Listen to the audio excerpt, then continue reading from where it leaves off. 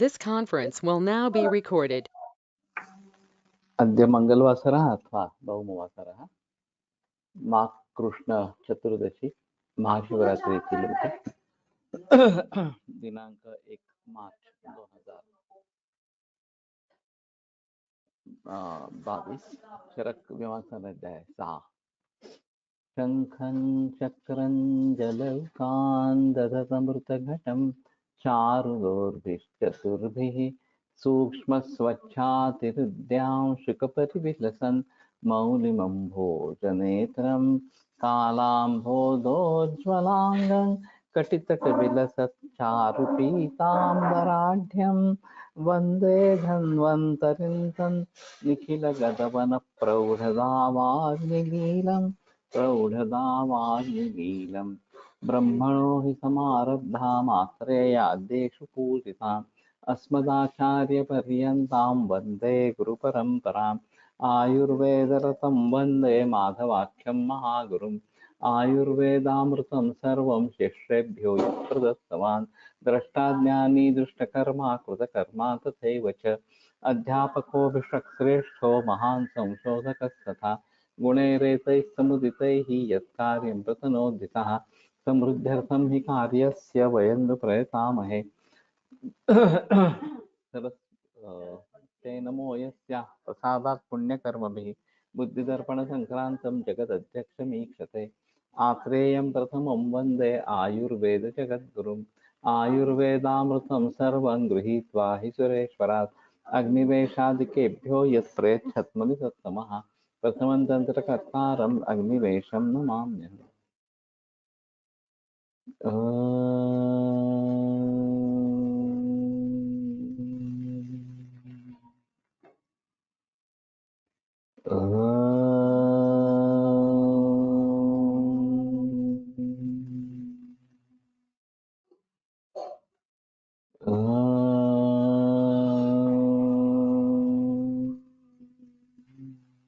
ओम शांति शांति शांति।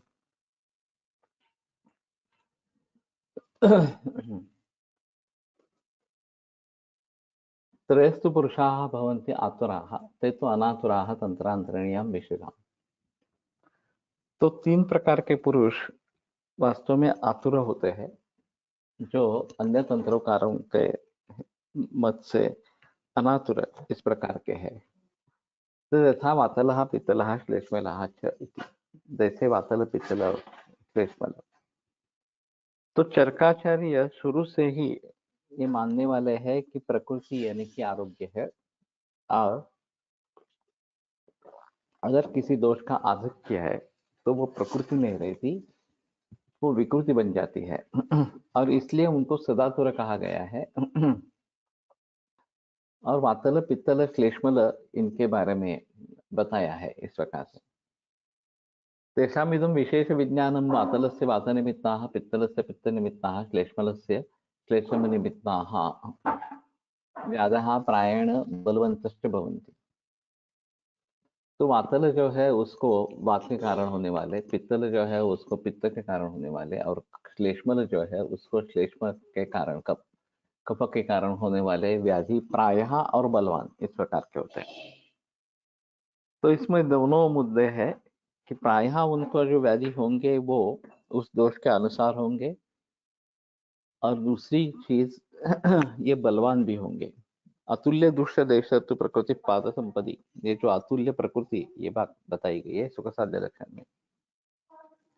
तो उसके विपरीत अगर तुल्य प्रकृति इस प्रकार की है तो ये कष्ट साध्य असाध्य इस प्रकार के हो जाता है। अपवाद रूप ये जो प्रमेह कफज मेह बताए गए हैं, विषम क्रियत्वा विषम क्रियत्वा महाक्रियत्वा क्षयथाक्रमन्ते साध्या कपोतादश कपोतदश प्रमेय साध्य है क्योंकि समक्रिया है, दोष और दुष्ट दोनों की क्रिया एक जैसी है। तो ये अपवाद है इस प्रकार से। जनरली प्रकृति अगर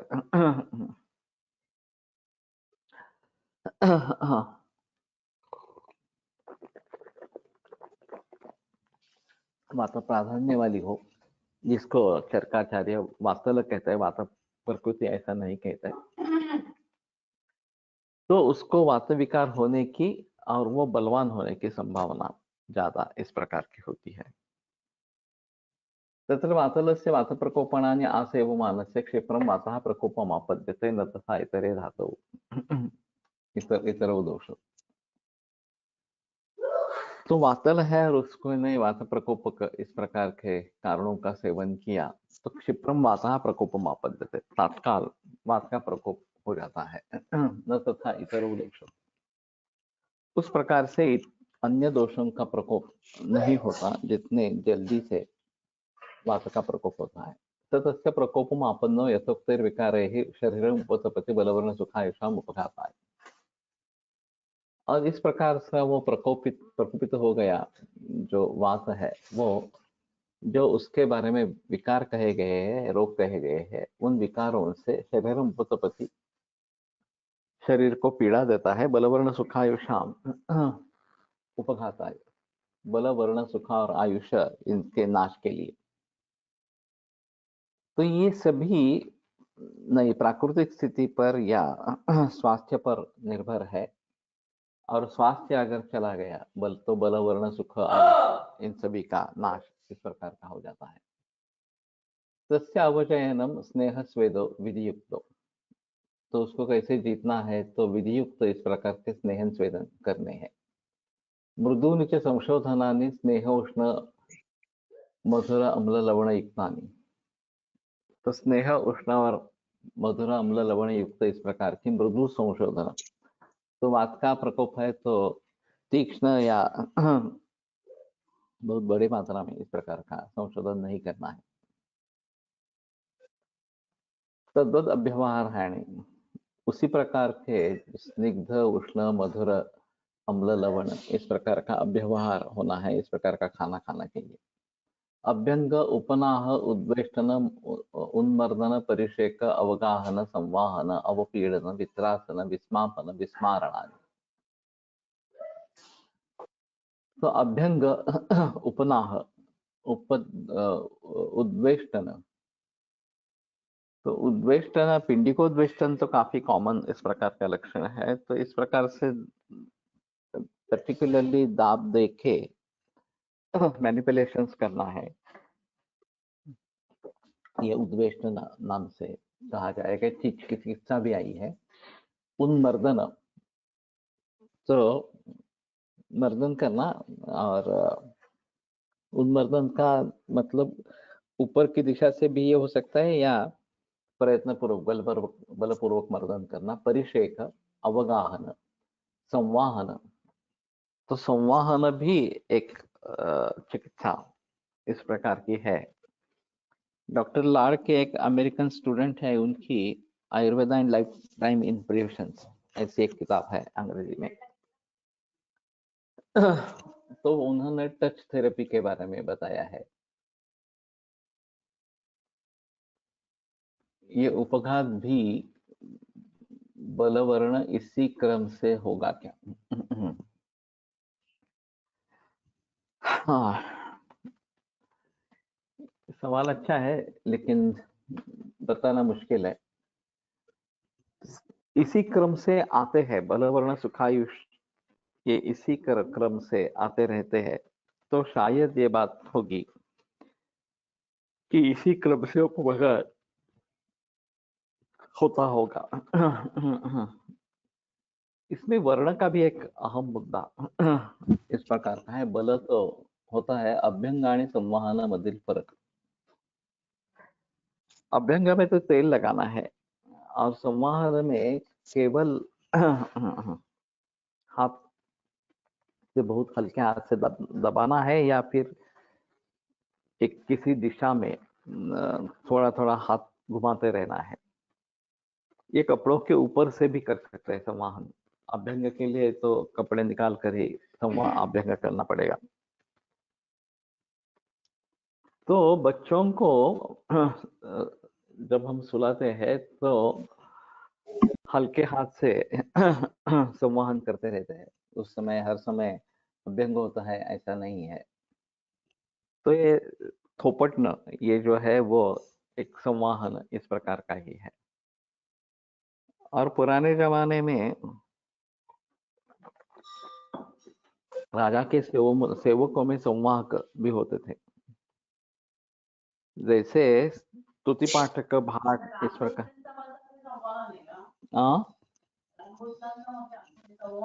आहे ना, राम भोसले का जो मसाज था वो भी संवाहन इस कैटेगरी का इस प्रकार का था। आप रेल भी लगाते थे। अवगाहन संवाहन दोनों आया है, क्या फर्क है? अवगाहन और संवाहन में काफी फर्क है। अवगाहन में टब बात है तो टब में गर्म पानी, स्नेह वगैरह ऐसे लेके उसमें जो जिस अवयव को अवगाह करना चाहते हैं या पूरे बदन को अवगाह करना चाहते हैं तो उसमें रखते हैं और फिर टेम्परेचर मेंटेन किया जाता है। तो अवगाहन अलग ही है और ये होना चाहिए, हमारे पास अवगाहन की सुविधा इस प्रकार की होनी चाहिए। ये सब देखने के बाद ऐसा लगता है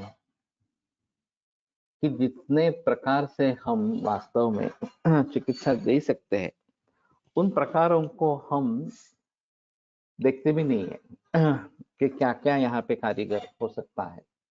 हम ज्यादा से ज्यादा दवाइयाँ पेट में देना, स्नेह स्वेदन इस प्रकार का करना, परहेज के बारे में बताना और अभ्यंग बताना, इतना ही करते हैं। ये उद्वेष्टन, उन्मर्दन, अवगाहन, संवाहन, अवपीड़न और आगे चलकर वित्रासन, तो इरिटेट करना ये भी एक प्रकार की चिकित्सा है। वित्रासन जैसे मूत्राशमरी में कही गई है। विस्मापन की चकित करना इस प्रकार से, और विस्मारण की भुलाने की कोशिश इस प्रकार से करना, तो इन सभी का परिणाम होता है। एक खास करके पुराने जमाने में ये बुखार बार बार इस प्रकार का आता था।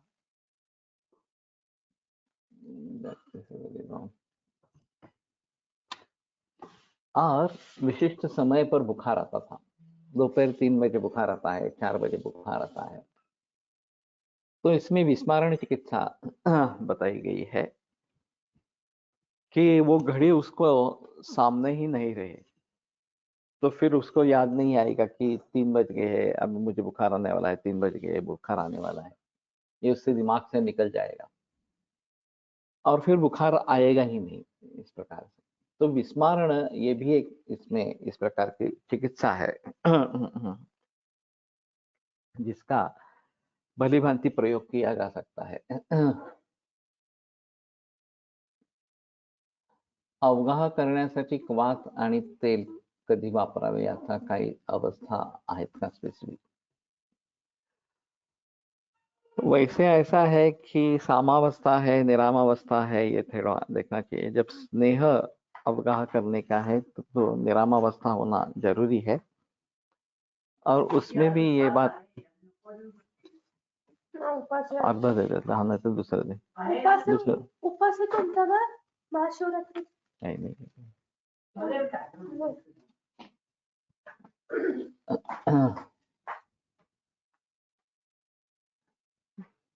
तो अगर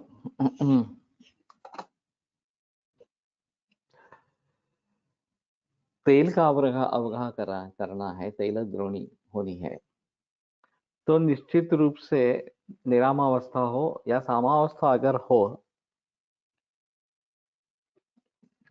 और फिर भी तेल का अवगाह करना है तो तेल उष्ण या औषधों से सिद्ध हो, ये तो कम से कम होना है।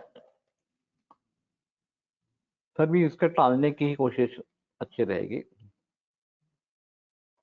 काढ़े का अवगाह कर सकते हैं, काढ़े में थोड़ा तेल डाल के अवगाह कर सकते हैं, ये दोनों पॉसिबल है। और जब पूरे बदन में वात प्रकोप है, खास करके ग्रह है, तो तेल अवगाह प्रशस्त है। मेरे पास 2-3 इस प्रकार के मरीज हैं कि जिनमें ब्लैक मैजिक किया गया है करनी, और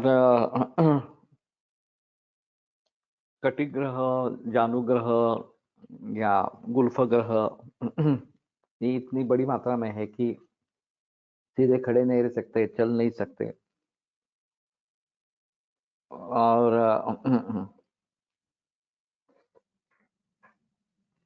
उनको दोनों को ये तेल का अवगाह काफी दिनों तक मैंने दिया है, रिलीफ होता है, ये बात सही है, लेकिन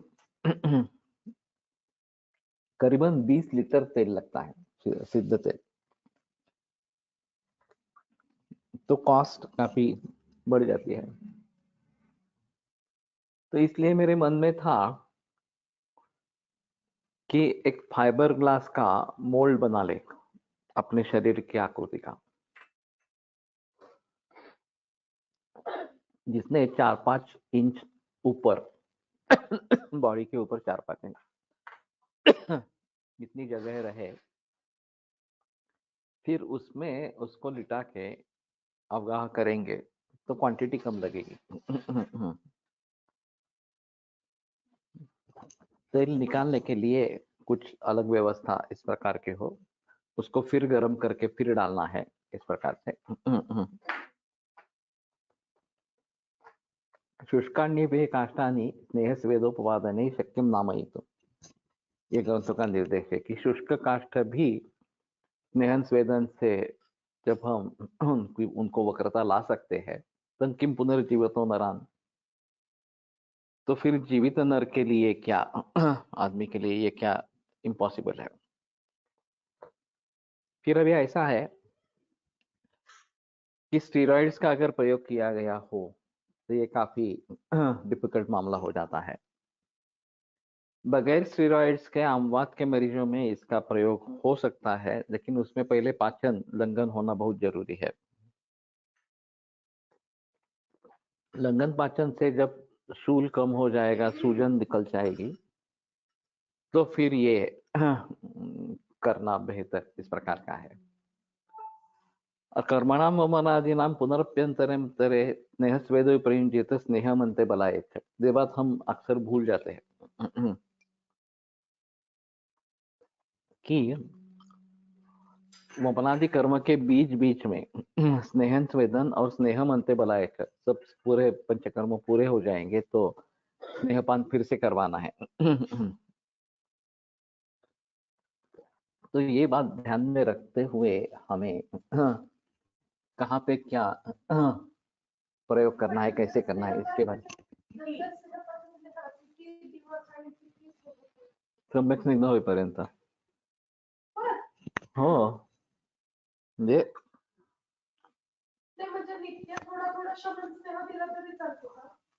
ब्रोहण पण चालेल।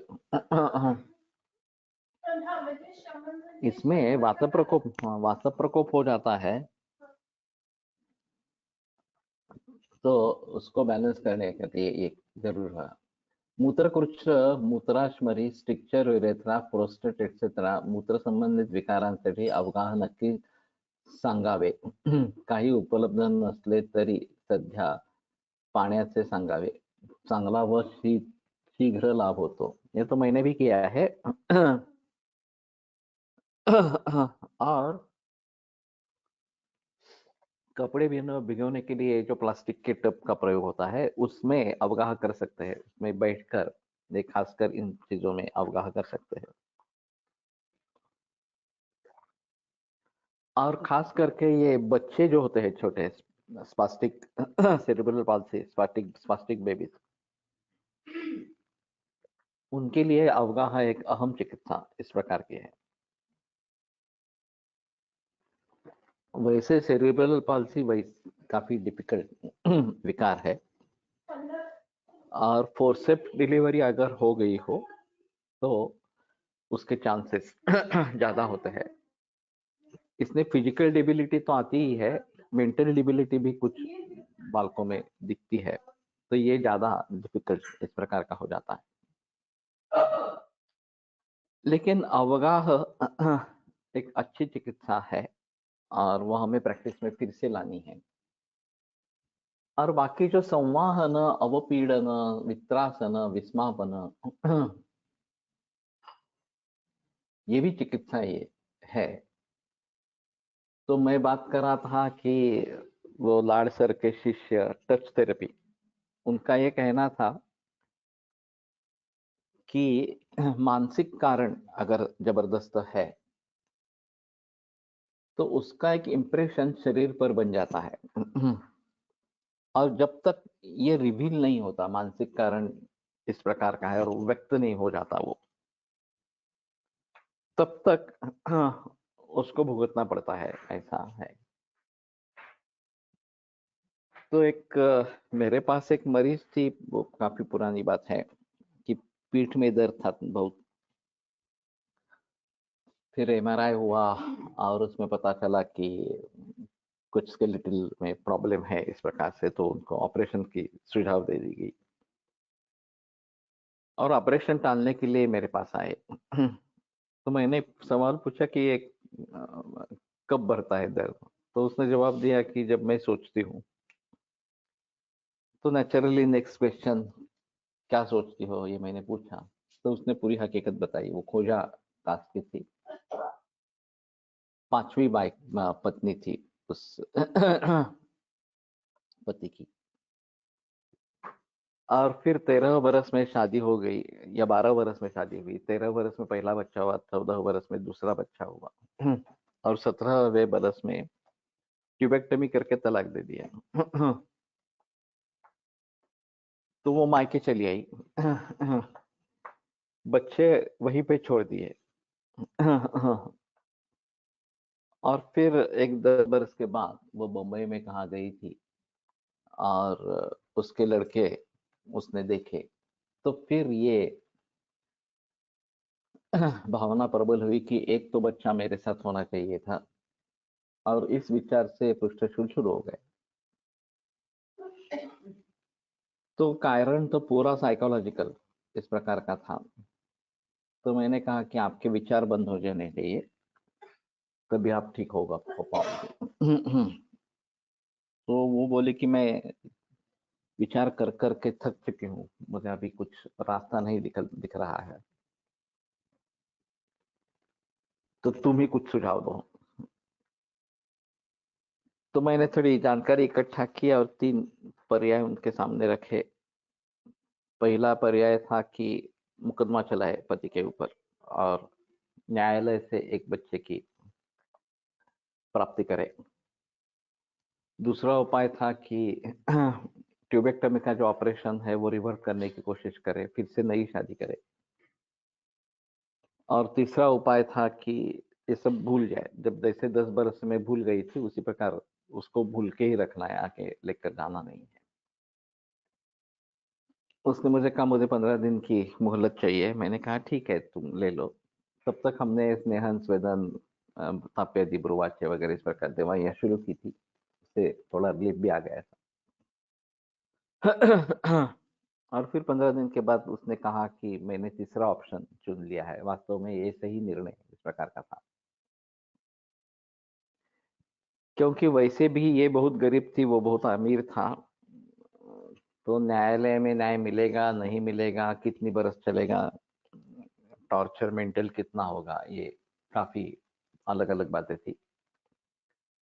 ट्यूबेक्टमी रिवर्सल सक्सेस रेट बहुत लो है, तो मालूम नहीं उससे फायदा होगा नहीं होगा। और दूसरी शादी होगी तो वो भी शोहर किस प्रकार का होगा इसके बारे में भी कुछ पता नहीं है। तो 10 बरस वो तो भूल चुकी थी, तो वही सिलसिला ठीक है, उसी को आगे बढ़ाना ये उचित था। फिर उसको कुछ करने की जरूरत नहीं पड़ी, वो ठीक हो गई। और अभी संधिवात के लिए आती है इतने बरसों के बाद, तो फिर से संधिवात के लिए मेरे पास आ गई है। अभी उसकी भी उम्र करीबन 60-65 इस प्रकार की होगी। किडनी के रोगियों को गर्म पानी में अवगाह लाभकारी हो सकता है क्या? आचार्य मनीष और विश्वरूपाय चौधरी ने मिलकर इंटीग्रेटेड हॉस्पिटल HIIMS हॉस्पिटल चुड़के वहां पर गर्म पानी से के अवगाहन से डायलिसिस की जरूरत नहीं पड़ रही है, ऐसे अनुभव शेयर कर रहे हैं। साथ में और भी चिकित्सा देते हैं, नेचुरोपैथी, आयुर्वेद, होम्योपैथी आदि। तो अच्छा हुआ ये तुमने सामने लाया। मैंने देखा नहीं है, लेकिन भ्राजक अग्नि एक अलग अग्नि है। हम बात करते हैं जाठर अग्नि की और उदक स्रोतस की, और ये जाहिर है कि अग्नि अच्छा नहीं रहता इन मरीजों में, और उदक स्रोतस का काम भी ठीक तरीके से नहीं होता। तो भ्राजकाग्नि का इस प्रकार से प्रयोग करने से वो अगर अच्छा है तो पानी का पचन होना शुरू हो जाएगा, ऐसा थोड़ा सा लगता है। और जो आपूर्ति होनी है, मैं तो केवल आधा लीटर पानी पर रखता हूँ। 2 लीटर का पानी उबाल कर आधा लीटर रखना और उतना ही पीना, ऐसा बताता हूँ। तो अवगाह से इसमें अगर फायदा होता है तो जरूर इसके बारे में सोचेंगे। आसान है करने के लिए, अर्थात दवाइयां तो हम भी देते हैं, वो एक अलग इस प्रकार की बात होगी। तो मैं फिर से वो संवहन की तरफ मुड़ता हूँ। तो उसका एक कहना था कि लाइफ टाइम इंप्रेशन इस प्रकार की बन जाती है जो शारीरिक स्तर पर होती है। उसने कई उदाहरण उसके दिए दिए थे उसके बारे में। और टच थेरेपी में जैसे हम शवासन में लोगों को सूचनाएं देते रहते हैं, ये शिथिल करो, वो शिथिल करो, कुछ सोचो मत, वगैरह वगैरह, इस प्रकार से उसी प्रकार से शैथिल्य निर्माण करना है। प्रयत्न शैथिल्य अनंत समापत्ति, ये एक योग में बताया गया है। तो अगर पूरा रिलैक्सेशन इस प्रकार से हो जाता है तो जो बातें मन में छिपी हुई है वो सरफेस पे आ जाती है, और वो व्यक्त होने से भी काफी रिलीफ मिल जाता है। कि ये कभी रिवील नहीं हुआ था, पता नहीं था कि इस प्रकार का बोझ उठा के चले आ रहे हैं, और वो जब व्यक्त हो जाता है तो सुधार आने लगता है। हा व्हिडिओ सध्या खूप फिरतोय, अनेक रुग्णांचे अनुभव कथन पण आहे। मानेपर्यंत सर्वांग अवगाह करतात 2-2 तास पर्यंत। शेयर करो वीडियो।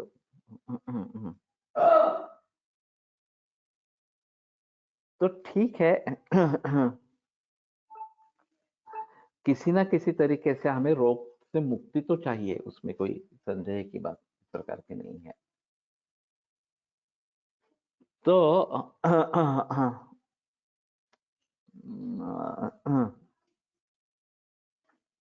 इस प्रकार के अवगाह से अगर किडनी फेलियर में अच्छा फायदा होता है तो जरूर उसको लाने की कोशिश करेंगे, व्यवहार में लाने की कोशिश करेंगे।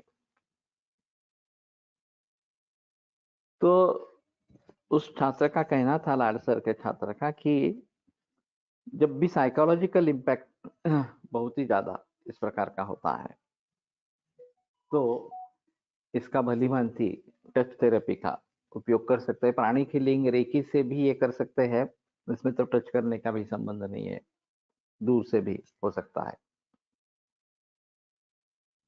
और जब तक वो मनशल्य जो है, अंदर छिपा हुआ जो शल्य है, वो निकल नहीं आता, तब तक शारीर भाव में परिवर्तन इस प्रकार का नहीं आता। और ऐसा करने से वो मनशल शल्य जो है वो बाहर निकल आता है, और फिर एक बार शल्य निकल गया तो सुधार होने लगता है। तो इन सभी बातों को ध्यान में रखते हुए हमें इन सभी को व्यवहार में लाने के लिए कोशिश इस प्रकार की करनी चाहिए। तो तकलीफ देना, वित्रासना, ये भी एक ट्रीटमेंट यहाँ पे है। शॉक ट्रीटमेंट की जाती है इन सिजोफ्रेनिक पेशेंट्स में। फायदा कितने लोगों को होता है, क्या होता है, एक अलग मुद्दा इस प्रकार का रहेगा। लेकिन हमारे यहाँ भय निर्माण करना ये भी एक इस प्रकार की चिकित्सा हो सकती है, और प्राण भय सबसे बड़ा भय होता है। तो प्राण भय अगर दिखाएंगे तो वो रोगी समझ जाता है और फिर जो गलत दिशा में विचार कर रहा है वो छोड़कर सीधे रास्ते पर आ जाता है। ये भी बात बताई गई है। और इसमें मन की ताकत अद्भुत है। ये एक अलग किस्सा इस प्रकार का रहेगा। एक सच्ची घटना करके बताते हैं कि किसी कैद को फांसी की सजा हो गई थी, कैदी को, और उसके ऊपर एक प्रयोग करने वाले थे। तो उसको कहा कि हम फांसी नहीं देंगे रेगुलर, लेकिन एक जहरीला सर्प तुम्हारे ऊपर छोड़ेंगे तो उसके दंश के बाद तुम्हारी मृत्यु हो जाएगी, और कोई ऑप्शन नहीं है, इसी तरीके से आपको मरना है। तो उसको एक वीडियो दिखाया गया कि जहरीला सर्प ने एक अश्व को दंश किया और फिर वो तड़पता हुआ 2-3 मिनट में उसकी मौत हो गई अश्व की। तो ये कहा ये तो बहुत तगड़ा था, बलवान था, इसलिए उसको 2-3 मिनट लगे, तुम्हें उतना भी समय नहीं लगेगा।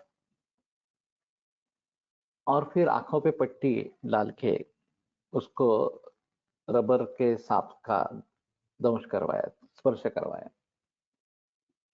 जैसे ही स्पर्श हुआ वैसे उसकी मौत हो गई। यहाँ तो मालूम था कि ये होने वाला है इस प्रकार।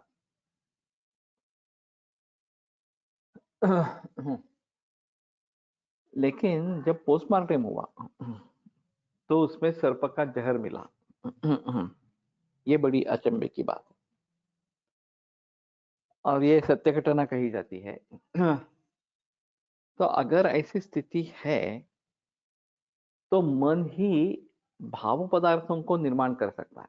एब्स्ट्रैक्ट होने के बावजूद भाव पदार्थों को निर्माण कर सकता है, और जैसा निगेटिव कर सकता है वैसा पॉजिटिव भी कर सकता है। इसीलिए मन एक उत्तम शत्रु भी है, उत्तम मित्र भी है, दोनों तरीके से। उद्धरेत आत्मनात्मानं नात्मानं अवसादयेत आत्मैव ह्यात्मनो बंधु आत्मैव रूपरात्मन। हम खुद ही अपने शत्रु है, हम खुद ही अपने मित्र बंधु है, इस प्रकार से। तो केवल सोचने का तरीका बदलने से ये सभी बातें हो जाती है। एब्स्ट्रैक्ट भाव से वास्तविक भाव निर्माण होता है।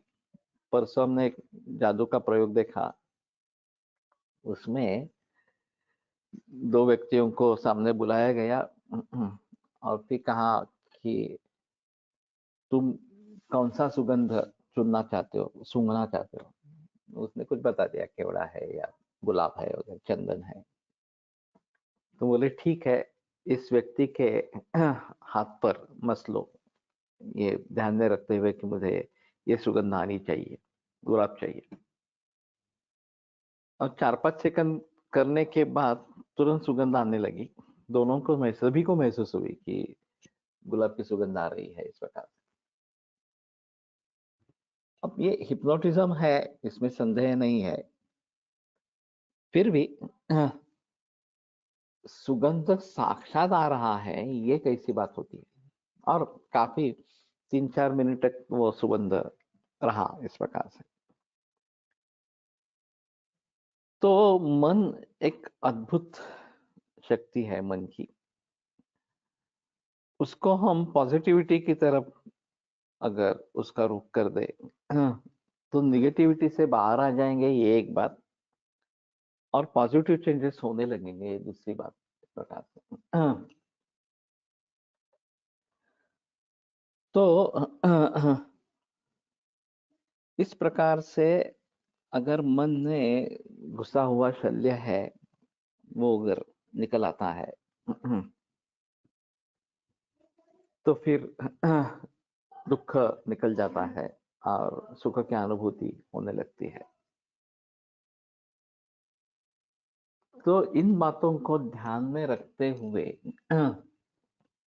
जो भी हम कर सकते हैं, या भी विस्मापना, ये जो है चकित कर देना इस प्रकार से, ये अरे कैसे सुगंध आ रहा है, इस प्रकार से चकित होना, ये विस्मापन चिकित्सा इस प्रकार की है।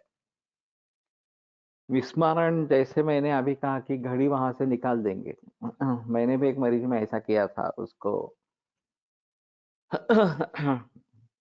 मैलिग्नेंट मेलानोमा था और 300 से ऊपर लीजन से पूरे बदन में, और एक लीजन बढ़कर नारियल जितना बड़ा हो गया था, उसमें ऊजिंग काफी था, पेन बहुत था। तो हर 4 घंटे के बाद फोर्टाजेसिक लेनी पड़ती थी। और वो घड़ी को देखता ही रहता था कि अब 4 घंटे होने वाले, अब ये दर्द ज्यादा हो जाएगा, तो अभी मुझे गोली लेनी है। दिन में 6 गोलियां चलती थी। जब मेरी ट्रीटमेंट शुरू हुई तो उस पर्टिकुलर लीजन के लिए तो मैंने जलोकावचरण किया, धूपन किया, जिससे काफी रिलीफ हो गया। फिर भी वो घड़ी देखता था और 4 घंटे हो गए, मुझे अभी दवा लेनी है, इस प्रकार से सोचता था।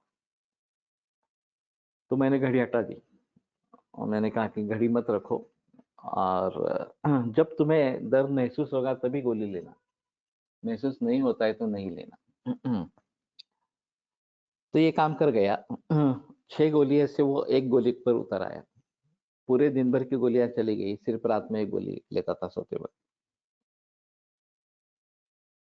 तो मन का संबंध है इसमें ज्यादा।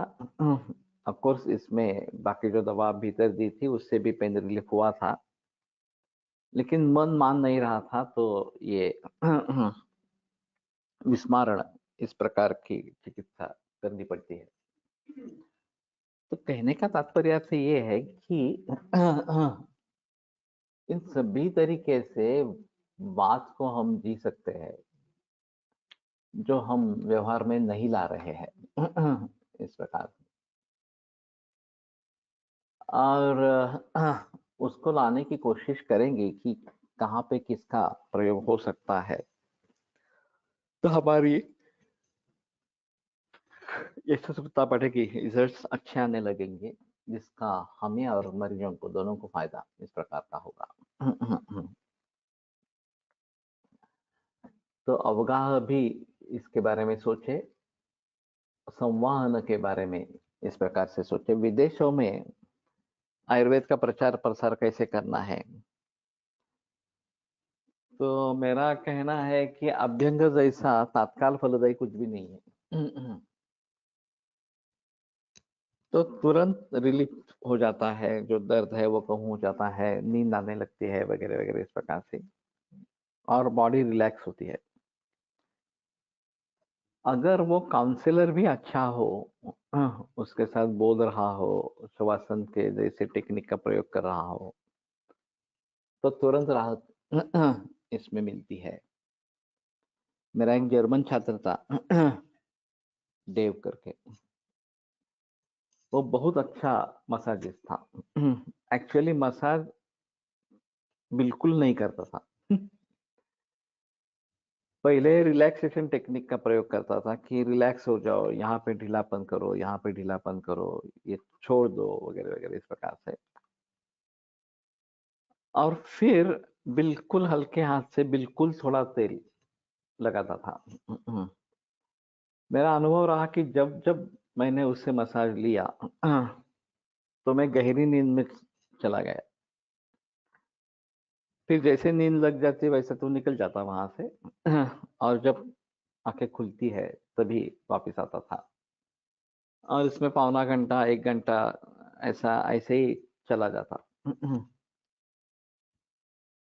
तो ये काफी महत्वपूर्ण है कि जिसमें इस प्रकार का टेंशन, स्ट्रेस बहुत ज्यादा इस प्रकार का है, उनके लिए स्नेह्यासी व्यष्टि चिंतकाः, स्नेह्य है चिंतक जो है वो स्नेह्य है, उसमें संदेह नहीं है। लेकिन रिलैक्सेशन होना बहुत जरूरी है। अगर रिलैक्सेशन नहीं होता है तो कुछ काम नहीं होगा, बाकी हमें जो अपेक्षित रिजल्ट है वो नहीं मिलेंगे। और रिलैक्सेशन टेक्निक में अपने आप को रिलैक्स होने देना, ये एक बात हो सकती है। हम खुद शवासन करेंगे, लेकिन वो अगर नहीं हो रहा तो ये संवाहन वगैरह से रिलैक्सेशन हो सकता है। और मैंने काफी बार ये अवपीड़न या संवाहन से अच्छा रिजल्ट मिलता है, देखा है। फिर उसको एक ट्रीटमेंट के रूप में प्रचलन में लाने के लिए काफी प्रयास इस प्रकार से करने पड़ेंगे। और इसमें अगर योग जुड़ जाए तो जल्दी फायदा इस प्रकार का होगा। सुरासव विधान, सुरा और आसव इनका विधान, तो उनका प्रैक्टिकली प्रयोग करना। तो स्वप्नो मध्यम पर्याह कथा, ये जो बात अश्रु वेग विधारण इस प्रकार के वेग अवरोध में बताए गए हैं, तो स्वप्न मध्य और प्रिय कथा, ये उसकी चिकित्सा है जब मानसिक कारणों से इस प्रकार से डिस्टर्बेंसेस है। तो ये मध्य इस प्रकार से काम करता है। सारस्वतारिष्ट का प्रयोग काफी लोगों में हो सकता है। स्नेहाश्च अनेक योनियः, विविध योनि के स्नेह इस प्रकार से प्रयोग में लाने हैं। अब ये जो सर्पिर्मज्जा वसा तैलम स्नेहेषु प्रवरम मतम, सर्पिर्मज्जा वसा और तैले स्नेह में प्रवर इस प्रकार के कहे गए हैं। उसमें तेल और घी, इन्हीं का प्रयोग ज्यादातर होता रहता है। और उसमें भी घृत की प्रशस्ति ज्यादा है। तत्रापि चोत्तमम सर्पि संस्कारस्य अनुवर्तनात्, पित्तघ्ना से यथा पूर्वम इतरघ्ना यथोत्तरम। तो घृत वात पित्त वात शामक और तैल वात कफ शामक इस प्रकार का है। दोनों का प्रयोग करेंगे तो त्रिदोष शामक इस प्रकार का हो जाता है।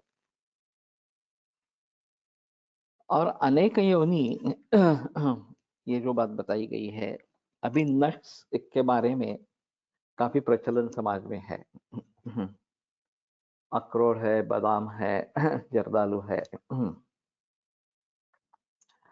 ऑस्ट्रेलिया में मैक्डेमिया करके एक नट्स मिलते हैं इस प्रकार से। मूंगफली है, तिल है। तिल नट्स में नहीं आते, फिर भी एक स्नेह योनि इस प्रकार से है।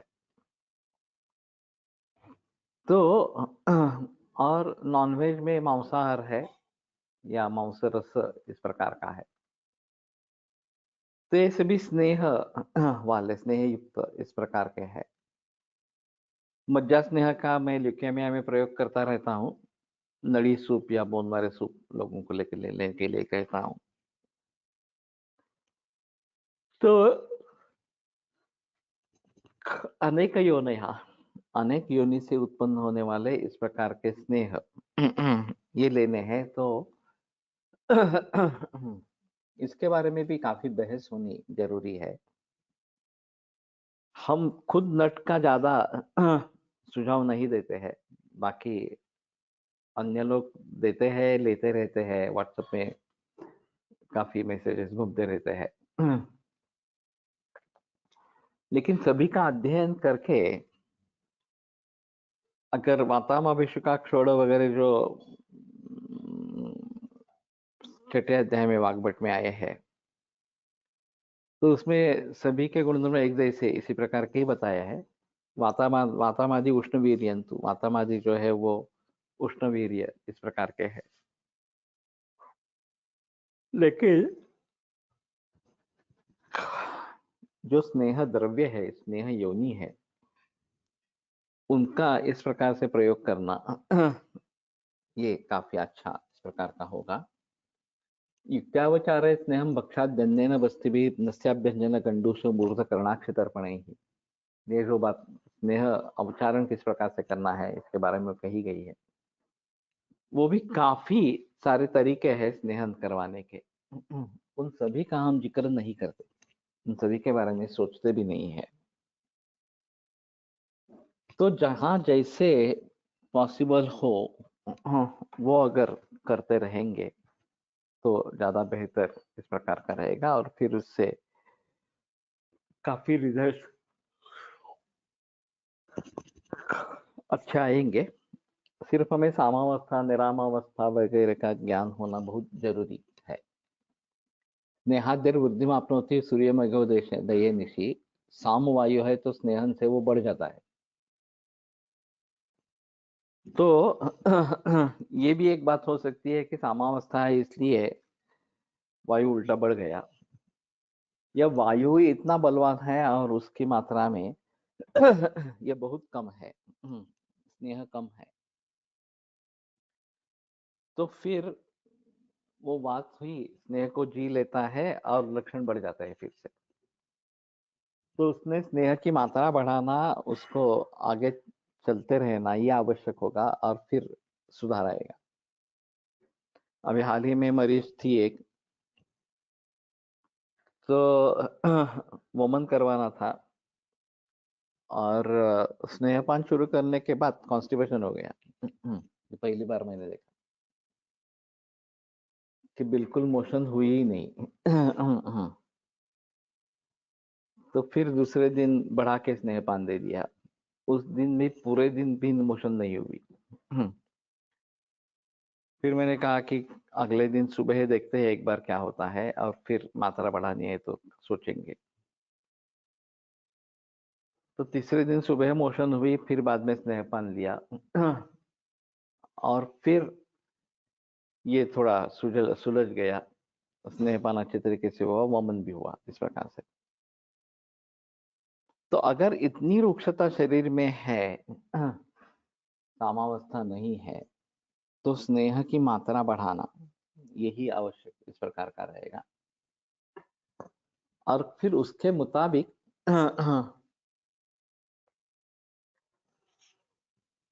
हम रिजल्ट्स पा सकेंगे। नहीं तो ये उलझन में डालने वाली बात होती है कि स्नेहपान बढ़ाए या ये छोड़ दे स्नेहपान, साम वायु है ऐसा करके। तो वायु साम विबंधाग्नि साधन तंत्रांतर कूजे नहीं वगैरह जो लक्षण बताए गए साम वायु के, वो देखने हैं। वो अगर है तो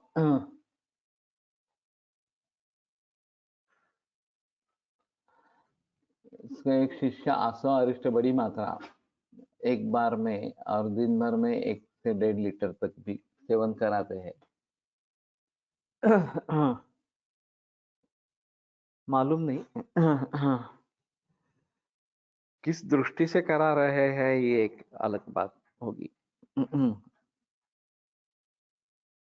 जो यथा द्रव्य गुणोरिष्ठा सर्व मध्य गुणाधिका, अरिष्ट जो है वो जिन द्रव्यों से बना है उसके गुण उसमें होते ही है और सभी मध्य के गुण भी उसमें होते हैं। और खास करके व्यवाही विकासी गुण इसमें एक अहम मुद्दा इस प्रकार का है। तो एक 84 आसव चरकाचार्य ने बताया है। अभी पार्थ काले ने अष्टशतारिष्ट भी बनाया, जो कोई आदमी बनाता नहीं है दूसरा इस प्रकार से। तो ग्रंथों में पाठ है, उसके अनुसार उसने अष्टशतारिष्ट ये बनाया। तो ये भी एक अच्छा तरीका होगा कि आसवारिष्टों का इस प्रकार से प्रयोग करना और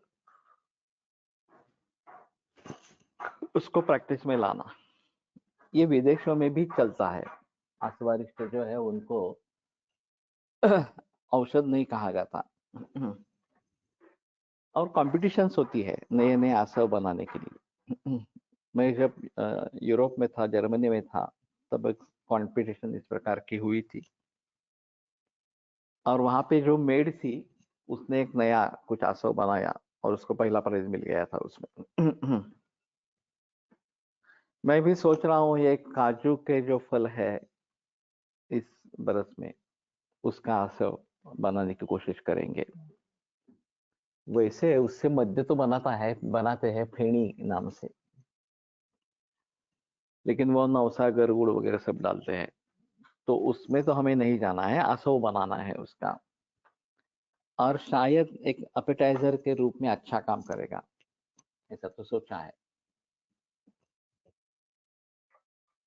तो मध्य औषध के रूप में देना है, बड़ी मात्रा में देना है, ये बात हो सकती है।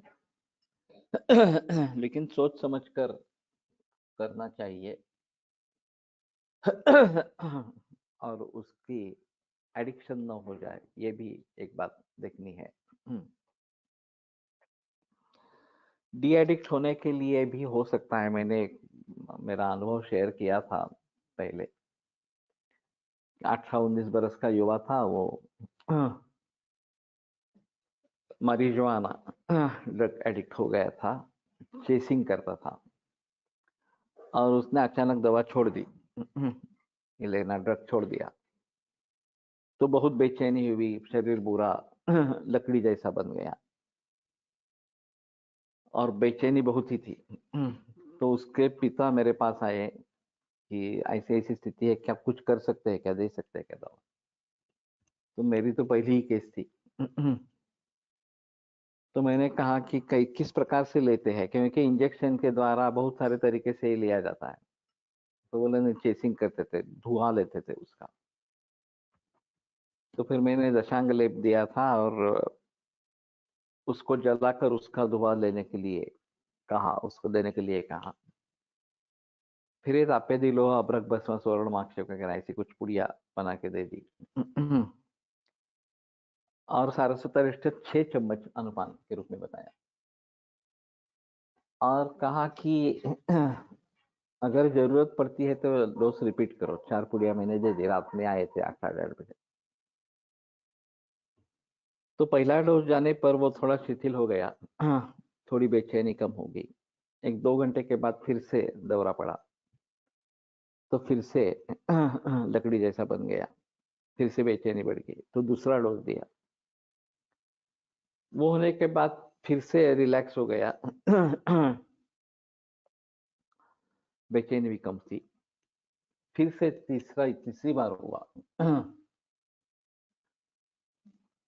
गृहिणी रोगियों में ज्यादा देते हैं और सभी रोगियों के लिए भी सामान्य मात्रा 50 ml देते हैं, काफी बड़ी मात्रा है। तो तीसरे डोज के बाद वो सो गया। सुबह उठा डायरेक्टली, तो उसकी दवा चलती रही, लेकिन 1 हफ्ते के बाद फिर से उसने व्यसन शुरू किया। तो फिर आगे आया नहीं इस प्रकार से। कहने का तात्पर्य आपसे है कि सौमनस्य जनन, ये मध्य का एक गुण बताया गया है। और खास करके ये जो बेचैनी है, वो इससे दूर हो सकती है। तो औषध के रूप में इस प्रकार का प्रयोग कर सकते हैं। गृहिणी रोग की तुमने बात की है। गृहिणी रोग में एक अजीब कॉम्बिनेशन साई राजवाड़े ने हमें बताया था कि कभी कॉन्स्टिपेशन और कभी लूज मोशन, इस प्रकार के गृहिणी में होता रहता है। तो कुमारी आसव और कुटजरिष्ट दोनों साथ में देते थे। और अगर दस्त हो रहा है तो कुटजरिष्ट का प्रमाण बढ़ाना, अगर कॉन्स्टिपेशन हो रहा है तो कुमारी आसव का प्रमाण बढ़ाना। इस प्रकार से पेशेंट मेंटेन होते हैं, ऐसा उनका कहना था। अब ये किसके दिमाग से आया मालूम नहीं, शायद मामा गोखले के दिमाग से होगा। वैसे कुटजारिष्ट का प्रयोग करते रहते हैं लोग, और कुटजारिष्ट से काफी फायदा होता है। लेकिन अगर कॉन्स्टिपेशन हो जाता है तो फिर कुछ दवा उसके लिए अलग देनी पड़ती है। तो ये कुटजारिष्ट और कुमारी आसव कॉम्बिनेशन अच्छा है। और उनको कहना कि अभी तुम्हें कॉन्स्टिपेशन लगता है तो कुमारी आसव बढ़ाओ, और नहीं लगता है, लूज मोशन है तो कुटजारिष्ट बढ़ाओ। इस प्रकार से बात हो सकती है। और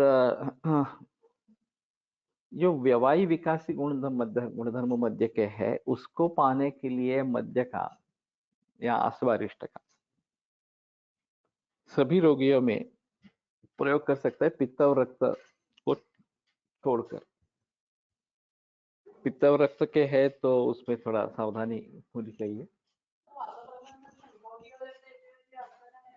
वातप्रधान वातप्रधान असताना औषध द्यायचे ते अर्थात द्यायला हरकत नहीं। नानल ट्रेडिशन में कुमारी आसो सभी को देते थे, अभी भी देते होंगे मालूम नहीं मुझे, लेकिन एक दुराजेनम दुपारी रात्रि जेवणानंतर इस प्रकार का एक आसो रहता था। ताराचंद में भी ये ट्रेंड था,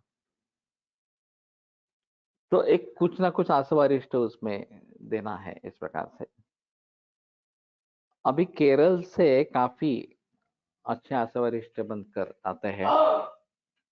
ये चिन्मय कुलकर्णी ने किसी फार्मेसी से टाइप किया है, सुनील इनामदार ने भी किसी फार्मेसी टाइप किया है। द्राक्षा से कुटेचे रेस्ट देते थे। ओके,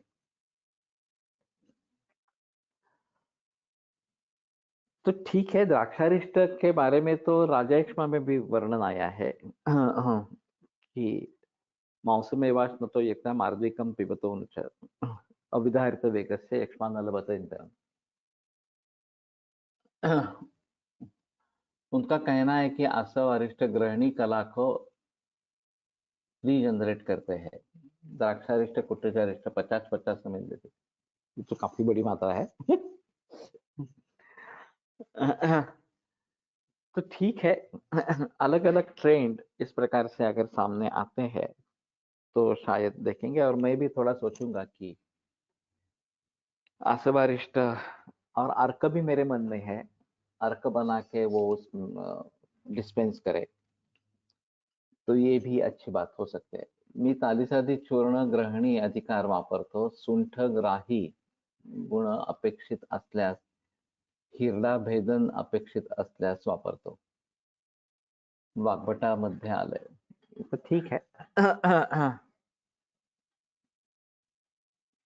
ग्रहणी किंवा अर्श अधिकरण आहे। तो दुष्पर्शकेन बिल्वेन यवान्या नागरेण वा एकैकेन अपि संयुक्ता पाठाहंत्यर्थ साम्रुजम। ये जो योग है पाठादि योग, दुष्पर्शकादि योग, वो रसिक पावस करके काफी प्रचलन में है और बहुत सारे मरीजों में उसका प्रयोग कर रहा है। तो मैंने भी अभी बना के रखा है। उसमें थोड़ा सेंधा नमक डाले तो टेस्ट बहुत अच्छा आ जाएगी। और जहां जहां अर्श की संप्राप्ति पहले हुई थी और बाद में हुआ है, कुछ ग्रहणी हो या और कुछ हो, या फिर मांसमेद, ये जो दुष्ट है दोषात्म मांसमेदां से संतुष्ट विविधा, इन सभी में ये अच्छा काम इस प्रकार का करता है। तो मैं भी अभी इसका प्रयोग कर रहा हूँ, देखते हैं आगे। तो आज यहीं पे रुकते हैं। कल अमावस्या होने की वजह से छुट्टी रहेगी और परसों रसरत्न समुच्चय से फिर से आगे बढ़ेंगे। आयुर्वेद प्रकांडो निगदित इह हि शल्यतंत्र प्रधानः, शिष्येभ्यः शाश्वतोऽयं निखिलजनकृपा व्याप्तचित्तेन येन। आयुर्वेदस्य वाञ्छन् पुनरपि भुवने ताञ्च सुष्ठु प्रतिष्ठां, श्रेष्ठं धन्वन्तरिं तं प्रणमति च सदा वैद्यवर्गो हि नूनम्, वैद्यवर्गो हि नूनम्।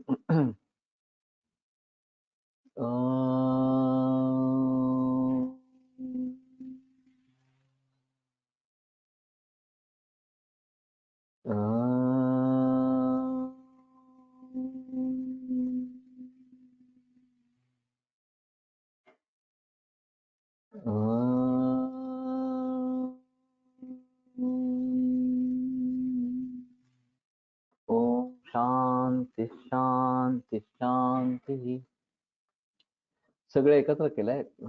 दुष्पर्शकेन बिल्वेन यवान्या नागरेण वा, वाह है एक्चुअली, लेकिन सभी का इकट्ठा करके है सब मात्रा में इस प्रकार। तो विरम्यते व्याख्यान व्यापारात्, परश्वः पुनरपि मिलिष्यामः।